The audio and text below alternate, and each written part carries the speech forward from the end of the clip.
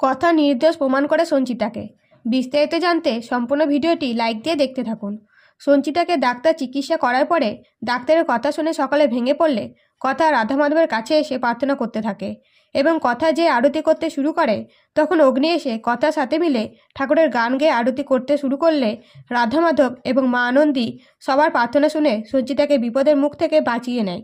সঞ্চিতার জ্ঞান ফিরতেই সঞ্চিতা পিসিয়াকে চিনতে পারে আর সাথে সাথে বলে, বাইরে কে গান গেছে? তখন পিসিয়া বলে, তোমার ছেলে বৌমা গান করছে, তোমার ছোট ছেলে বড় হয়ে গেছে, তার বিয়ে হয়েছে কথার সাথে, যে তোমাকে আগলে আগলে রাখতো।